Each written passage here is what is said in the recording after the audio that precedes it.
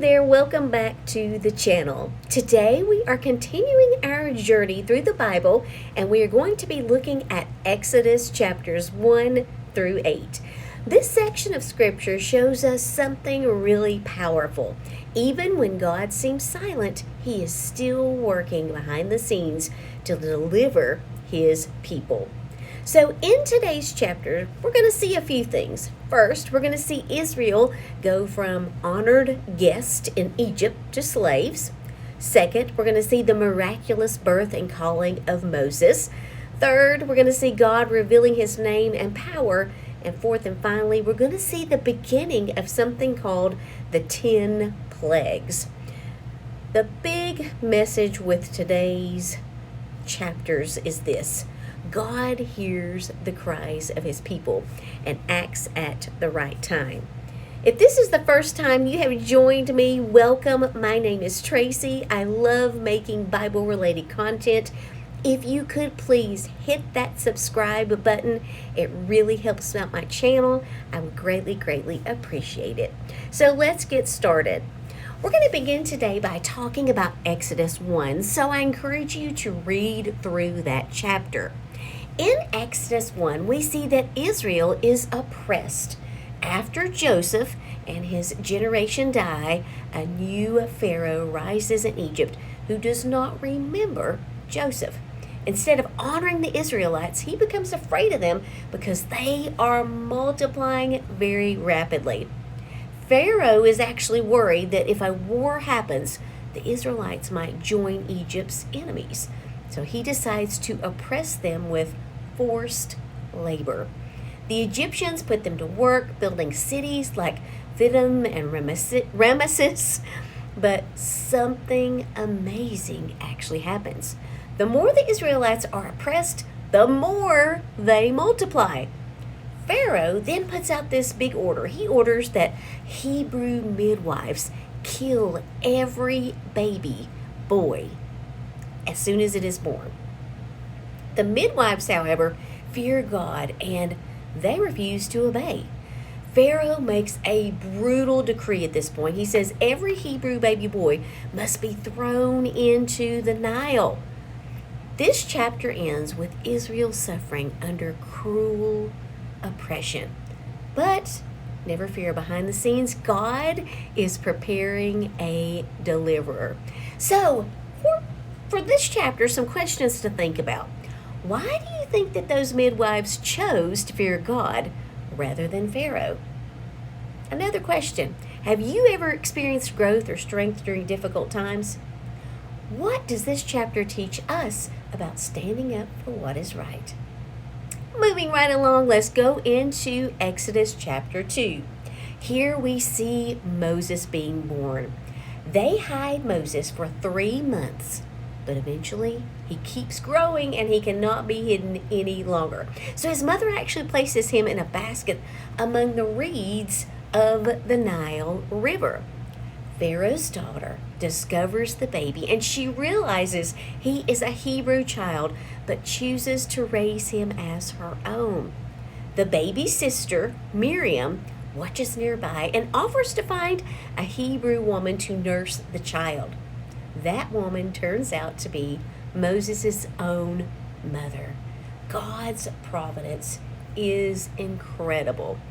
The very household that ordered Hebrew babies to die ends up raising the deliverer of Israel, Moses. Years later, Moses grows up and sees an Egyptian beating a Hebrew slave. He is so angry, he kills the Egyptian and hides the body.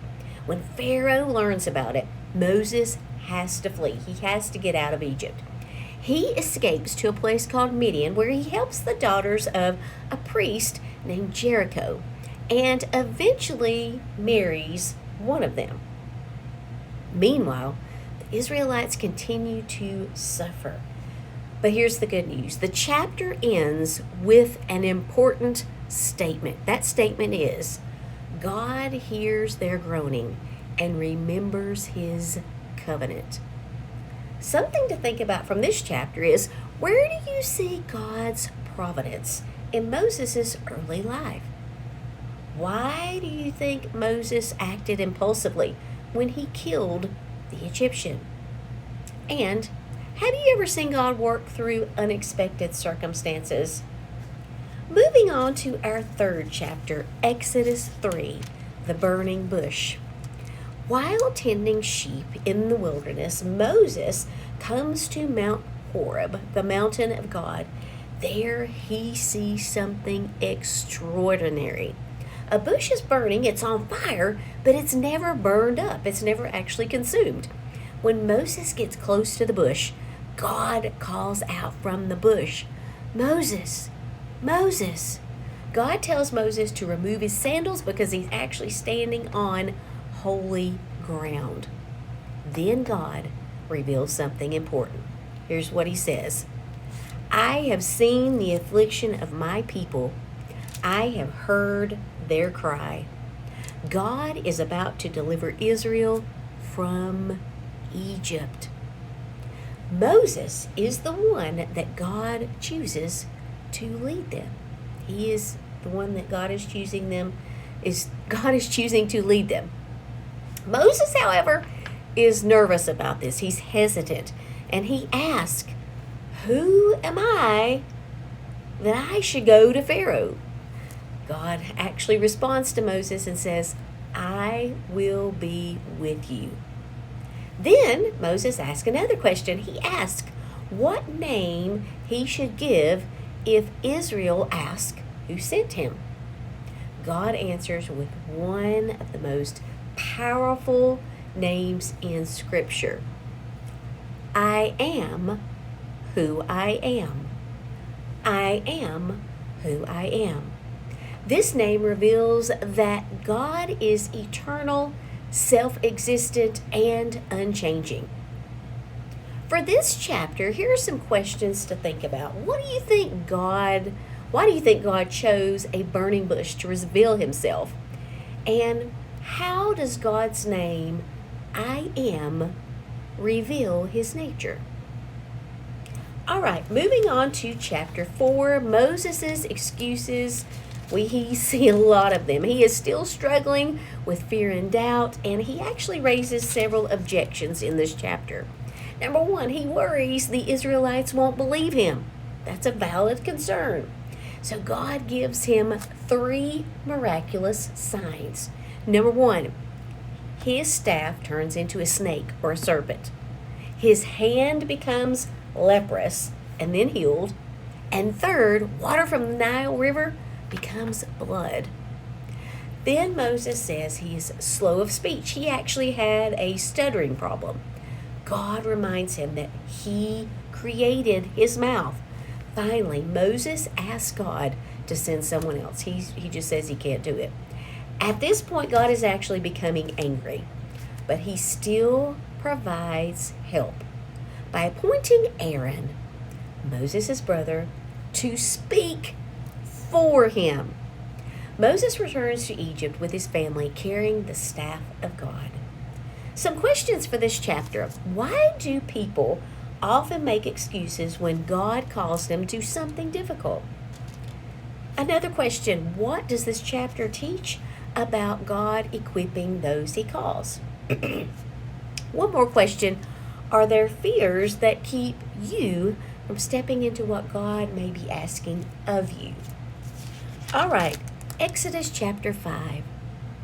In this chapter, God's message is, "Let my people go, that they may hold a feast to me in the wilderness." This is what he's asking from Pharaoh.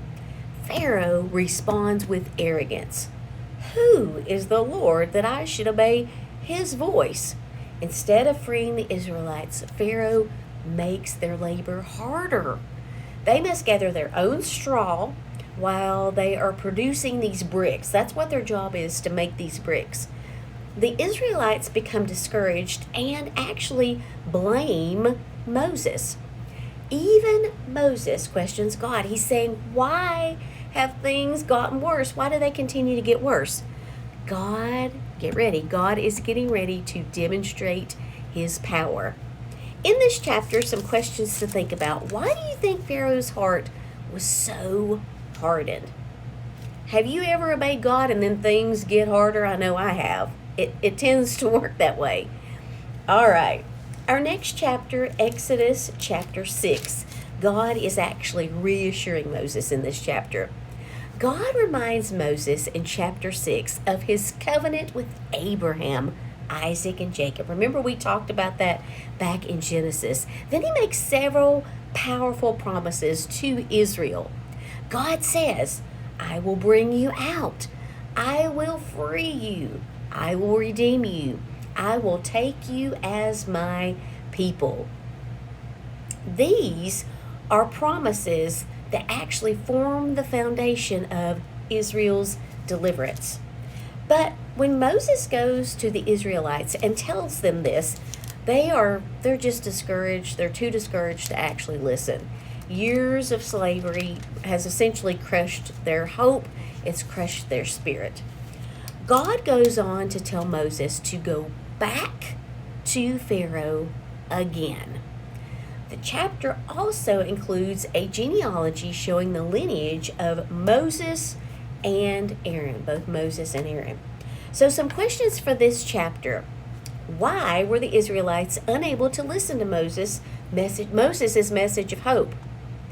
Something else to think about. Which of God's promises in this chapter stands out to you most? Our final chapter today is Exodus chapter 7, the first plague. God actually tells Moses that Pharaoh's heart is going to be hardened so that God can display his power. Aaron, he throws down his staff and it becomes a serpent. Pharaoh's magicians imitate the miracle. They do the same thing. But Aaron's serpent swallows theirs, showing God's superior power. Still, Pharaoh refuses to listen. His heart is still hardened. Then the first plague begins. This is when Moses strikes the Nile River and the entire river turns to blood. The fish die, it begins to stink, and Egypt cannot drink the water. Pharaoh's heart remains hardened. A few questions to think about for this chapter. What does the staff turning into a serpent reveal about God's authority? And why do you think Pharaoh continued to resist despite the miracles? Why do you think he continued to resist? So that's a look at chapters 1 through 7 for today. I appreciate you guys so much for watching. We can actually see a lot of different things happening in these chapters. For example, when oppression seems overwhelming or leaders feel unqualified and enemies refuse to change, God's plans continue to move forward, even when we don't see what is happening behind the scenes. Again, if you could hit the subscribe button, I would greatly appreciate it. And I also have other videos. I started with Genesis chapter 1, so if you would like to go back to the beginning of the Bible, I cover 7 chapters in each of my videos.